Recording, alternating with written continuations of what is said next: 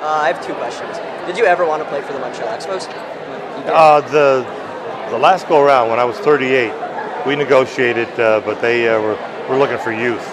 I talked to both ball clubs, Toronto and Montreal, but it didn't happen. So you I want went to back go to to Chicago. Canada? Yeah. And how does it feel to be the only Canadian inducted into the Baseball Hall of Fame? Well, you work hard to achieve certain things.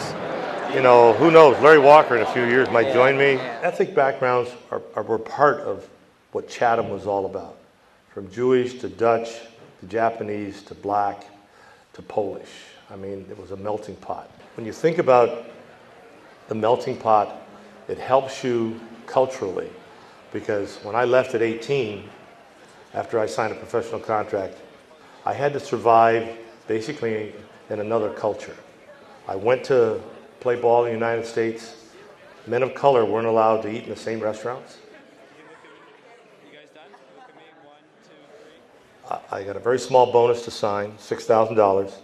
I played for $400 a month, which meant I got $161 every 2 weeks, and I was a professional ball player. My first major league contract was $6,500. My second contract after I won 8 games, I made 12. And I was living on top of the world. I mean, the fun part of playing the game is putting that uniform on and seeing how good your ability will be against them that particular day. I probably pitched 14 or plus times against Bob Gibson, a dozen times against Don Drysdale,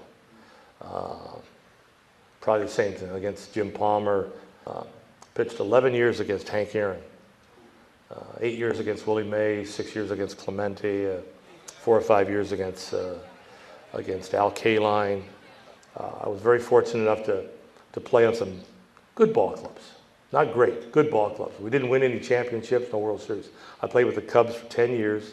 I played for Boston 2 years and the Texas Rangers. Last year, the Rangers got in the World Series for the first time. Teams I played with never got there. I played 18 years in the big leagues and never got a ring.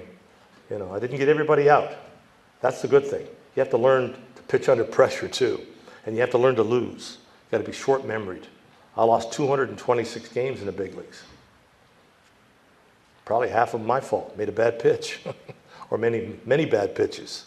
Maybe the shortstop didn't make a play, center field didn't catch a ball, but that's part of the game. We play together. There's just so many things that have happened to me in my life you would have never thought. A kid from Chatham, Ontario,